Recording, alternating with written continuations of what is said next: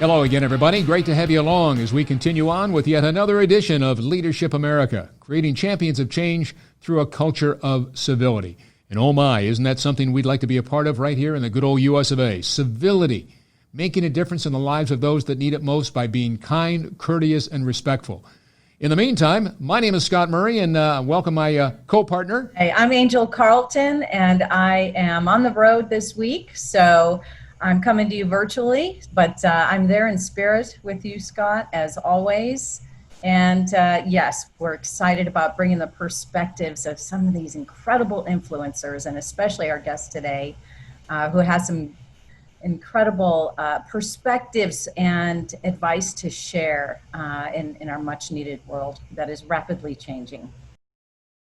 Well, I tell you what, Angel, we've got a good one today, and I always kid Angel about the fact that back in her early days, she was a member of the Lovables, the Chicago Bulls cheerleaders. So that was in the mid-'80s. And who was playing basketball back in the mid-'80s at that time for the Dallas Mavericks that would go to Chicago occasionally to take on Michael Jordan and the Bulls? Rolando Blackman. Fantastic, Scott. Fantastic. How are you, my friend? I'm doing well for you and Angel. And those days, I tell you what, you're talking about hitting some shots. We can actually say we won a few games over at the Chicago Stadium during those days. And too. MJ, right? Exactly. And we got to say we won them early because it was so tough to win them late. That's for sure. But a great time in Mavs basketball days. Well, you came here in 1981, number one draft pick. The Mavericks just a year behind them. They had just started in 1980, and young man that was born in Panama City, Panama, and then when you were all of 8 years old, went to Brooklyn, New York, where you were raised.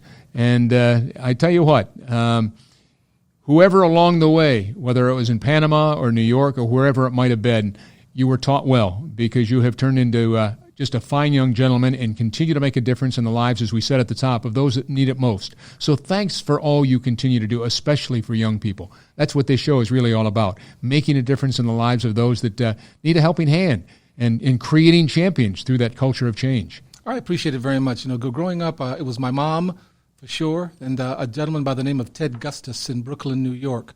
And I think the important factors with that is that I was surrounded by care, I was surrounded by love, I was surrounded by people who gave me the direction and the understanding of what societally I needed to do to being able to move forward and what to do to be included in what was going on, the actual fun aspect of life, going to school, educational, being able to just to be part of the world that is today. And people don't realize and remember and don't pick up the little pieces of the puzzle of all the stories that I've done is that one of my best friends going to school at Grady High School was my Jewish friend, Dominic Casal, and what I like to tell about that story is that not knowing the racism, the applications of the degradation that we're going through today, and how we apply ourselves as people, is that he was just one of my very best friends. I went to school sometimes and put this cap on my head that I didn't know what that cap was all about, and the cap was that yarmulke that he was wearing, and because we were just great friends, having a great time, passing by his house, having an opportunity to be a part of him. I wore a yarmulke for about a week to school, not knowing and understanding about the pieces of the puzzle, but it was just a fantastic piece of the thing is that we were just great friends, and we were just all together there on the Brooklyn block, having a good time and moving forward together as schoolmates. So it's just important for people to understand the humanity of the next person. There's a human there. Find out about them, learn about them, understand the cultures, backgrounds may be different, but we're all human beings, and we want the same things for ourselves, our friends, our families, and the world around us. And more people need to realize that and understand that and come together. Well, I tell you what, then you went on to Kansas State. And before I get Angel in here to get us going, I just wanted to give a quick, brief history of who you are and what you're all about, and people that might not know that past, which is, gosh, almost 40 years ago. Yes. Hard to believe. Yes. They don't know, actually. Yeah, you still look like you could be suited up and get ready to play tonight, minutes, right? Scott. I got 5 minutes, Scott. Then I need 8 hours of sleep, for sure. Believe me. I hear you. Well, you went to Kansas State, became an All-American, and then, as I said, number one draft pick of the Mavericks back in 1981, and the rest is history. You're one of how many players? 3-4 players in the Dallas Mavericks that have had their jersey. Three of us. Yeah, you, Derek Harper, and who was the third one?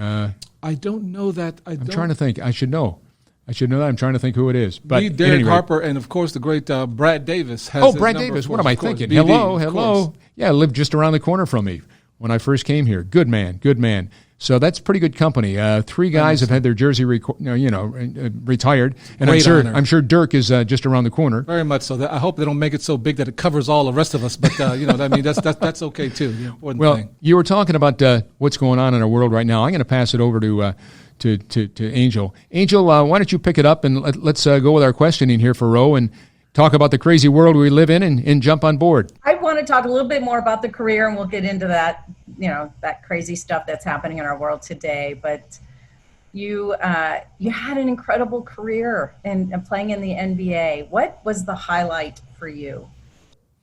I think the highlight for me was always the camaraderie with all the players. That was the biggest thing.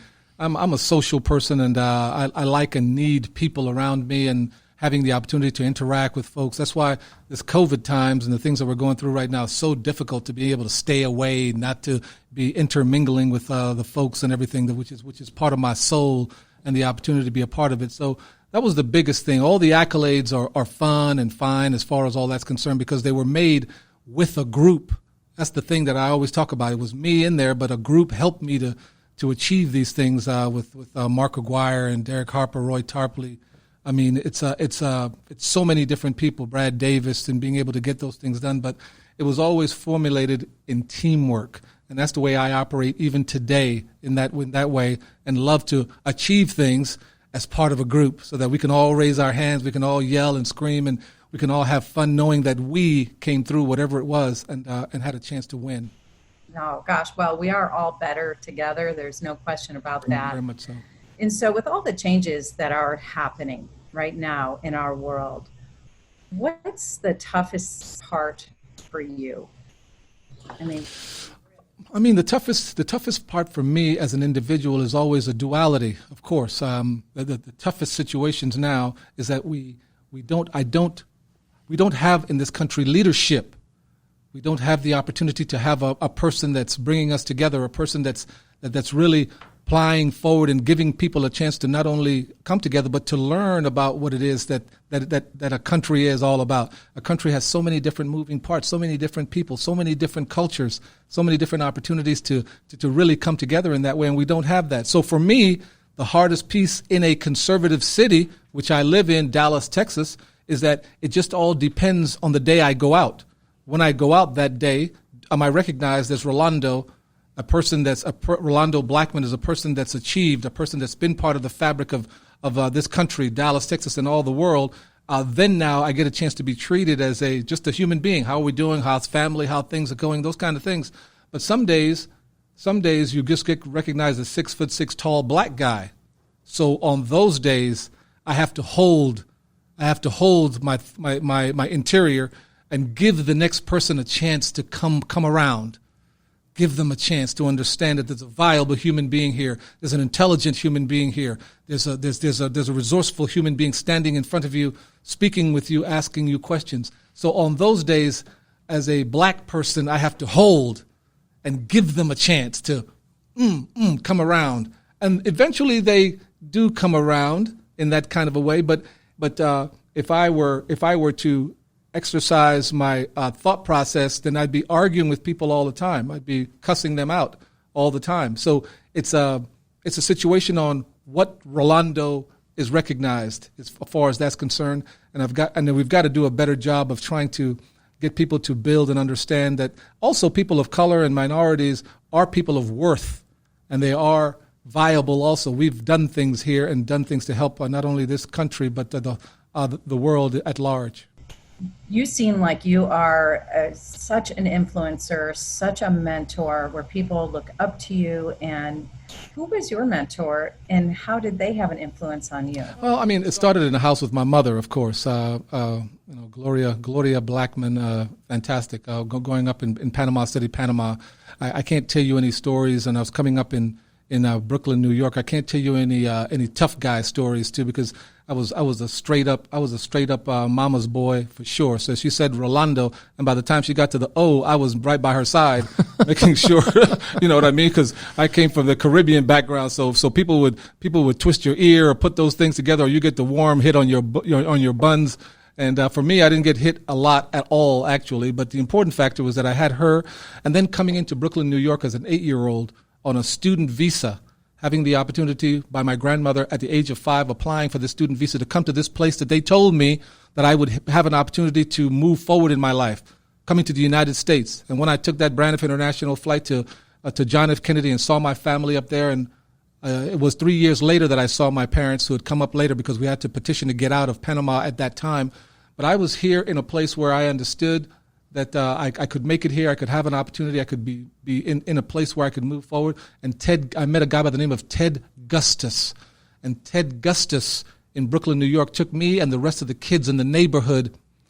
And it was a godsend, I tell you. It was a godsend because Ted Gustus took us out of the mentality of what was happening around the neighborhood.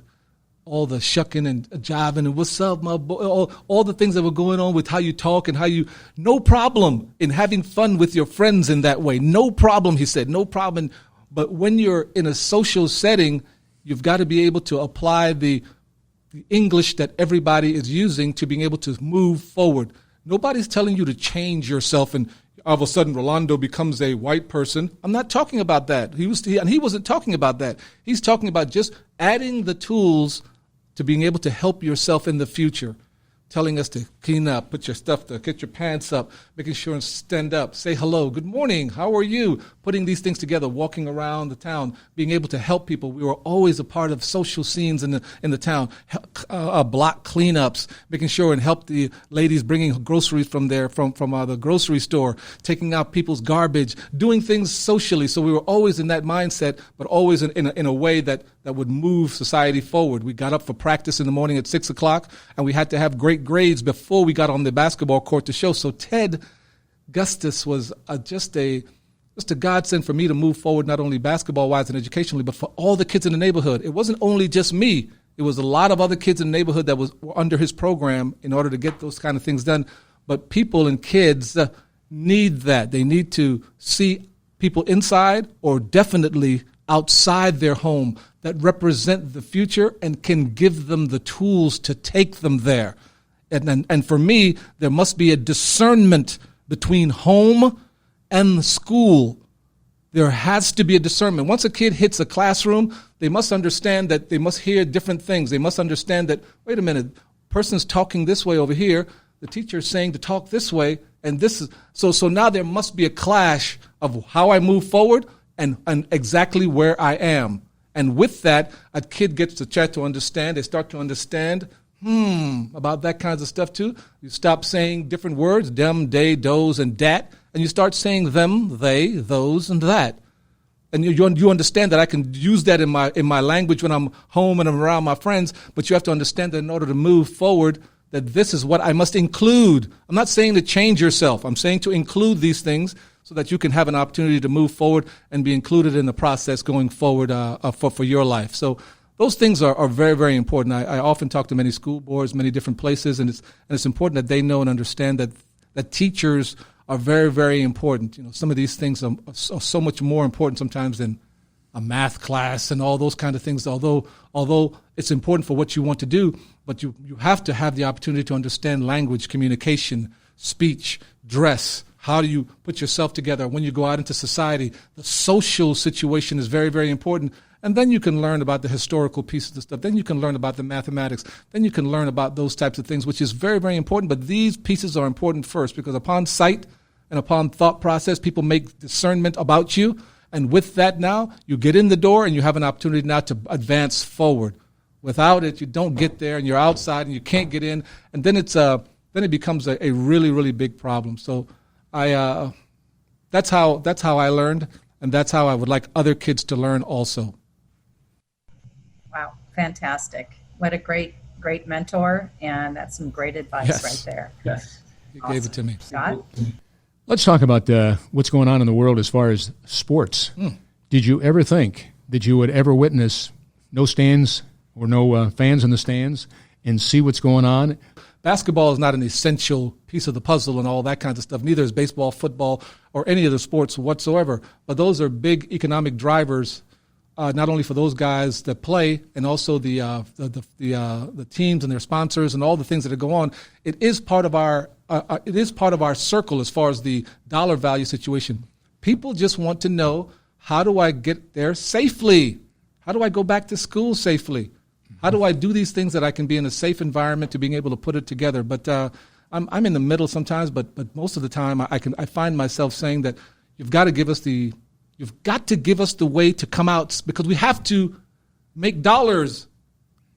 We've got to put food on the table. So how do we do that? And that's what I think of as when I think about those kinds of situations also too. Things are shut down and things are modified in a way, but we've got to be able to inset those things where we get to that person and those people to being able to protect each other and making sure that we can move forward. Talk about, as we head down the home stretch here, I'm kind of curious.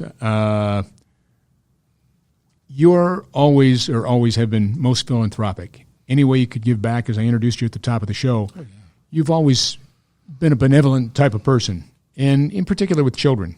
Future plans. What's left in the life of Rolando Blackman as to what you might do or what you have down the road? Oh my goodness, Scott! Listen to I'm 61 years young. That's what I am. 61 years young.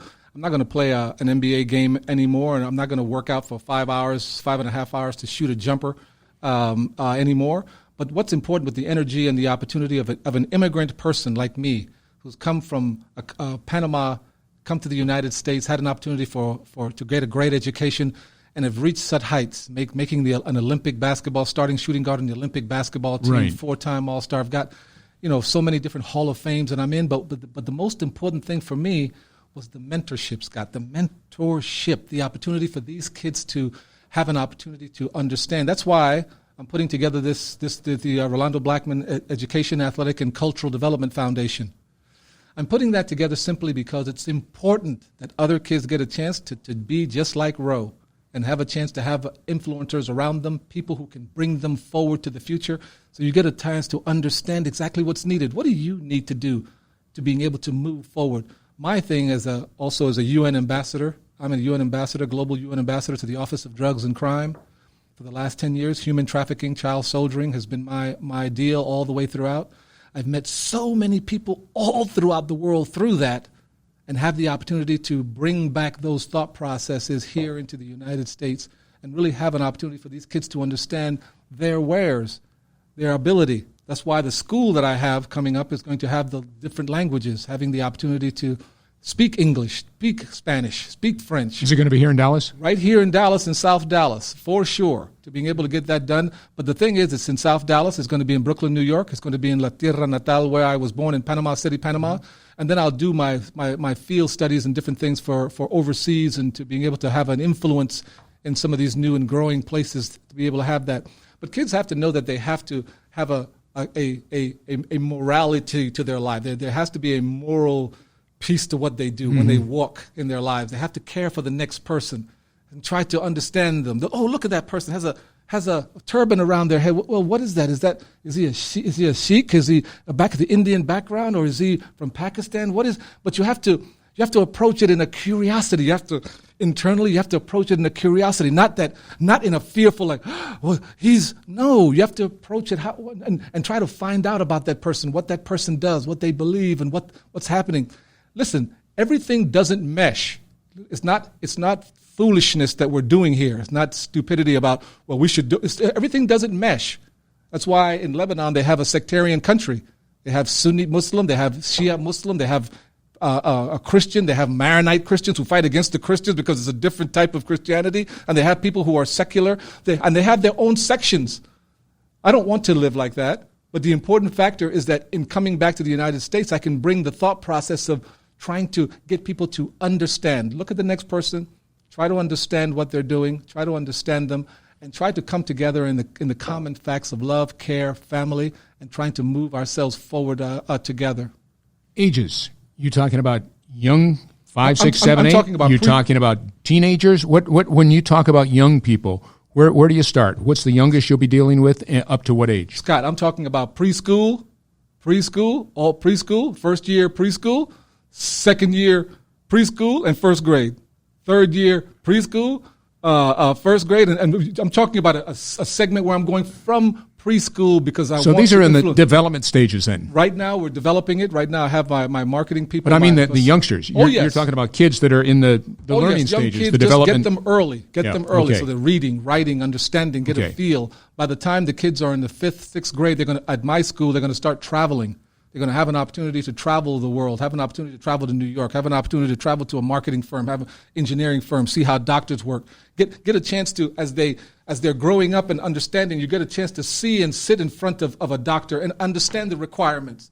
All the kids at basketball camps raise their hands all the time. Oh, who wants to be a doctor? And they raise their hands. And then now when you look at, okay, school,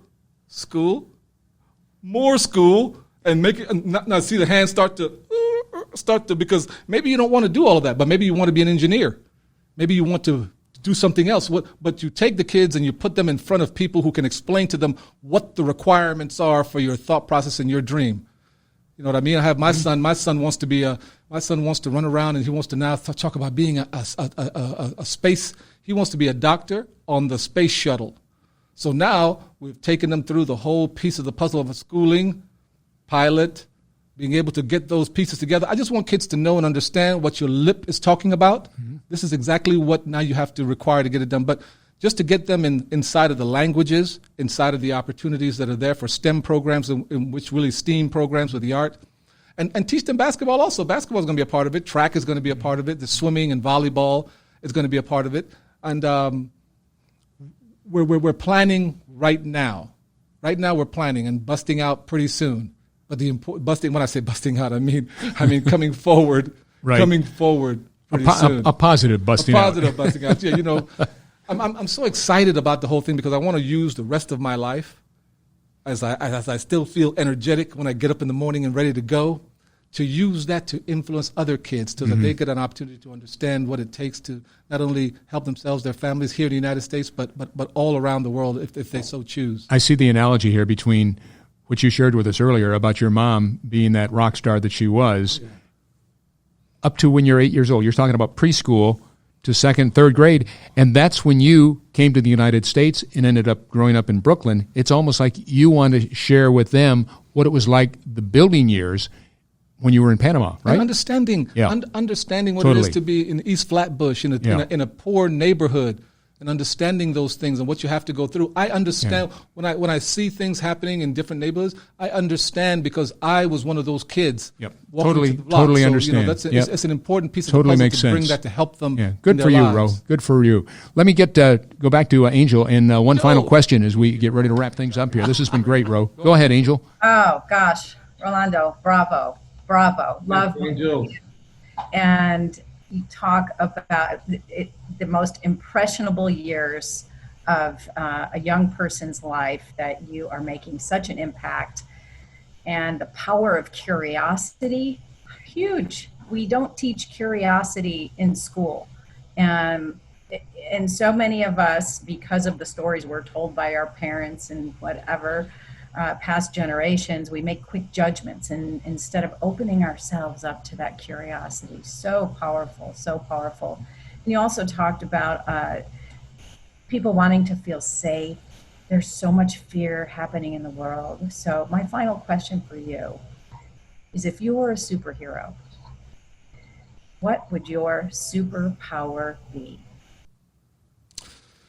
I think the biggest piece for me would be the opportunity for people to understand and love each other. I think I would have to bring the power of love and care. That would be my superpower, to being able to do that Wonder Twin thing where I could do like that and have people have the inclusion of that in their hearts and minds, just to step into a place and have them understand inside to care for the next person. That's the biggest piece of the puzzle. When you're doing things and you're thinking about whatever it is you're doing, whether you're leaving for the day, you're going over here, you're trying to plan, you're trying to think about the next person that's there also too. You include them in your thought process as to what do I want, but what do they need? And you include that in your decision making and in the processes that go on in life. I think things will be so much better if people think about other people. Yes, we have super rich. Yes, we have the middle class who's fighting to keep themselves there. And then we have the poor who don't have an inclusive piece, don't have a grip to hold on to in that kind of a way, supplementally being able to move forward in their lives. Every time somebody talks from a political standpoint, I have to put my hand in my pocket, which means that there's a big part of the population that doesn't even get included into what your good plan you said you had. It's important that the love and care come into the thought process, and if that would be a superpower, that would be what I would reign all throughout, that you include the thought process and people inside of your thoughts and being able to bring that forth. Well, based on what I've learned about you during this conversation, incredible conversation, I enjoyed it thoroughly, is that you do possess that superpower. It's inside you, and you give it Thank you. all the time. And keep going too, Angel. Thank you so very much. Thank my mom and Ted Gustus for sure. And, of course, Angel and Scott for being a part of Leadership America, too. That's very important. Scott, for sure. You know the deal. Always, Scott. Always been in my life anyway, too. I try to emulate you as much as I possibly can in my broadcasting, for sure. Don't even go there. And that's the truth. That's the truth. Well, what Angel just said, I ditto. Really, it's been great having you on here. And thanks for all you continue to do. We always wrap up our show, Ro, with a little slogan. Live your life as a go-getter, but share your life as a go-giver. And you continue to do that. So thank you. Angel, you want to say from wherever you might be today, out of the studio, say goodbye to Ro? Thank you for joining us. Be sure to visit leadershipamerica.net and leave us a review. Let us know how you're liking our podcast so far. Until we see you again, I'm Angel Carlton, and just be your best self. And I'm Scott Murray. We thank you, and Rolando Blackman, continued success. Thanks for making a difference in the world. Glad to be here today, too. Share the time. Thank you. All right. Until next time, be safe, everybody.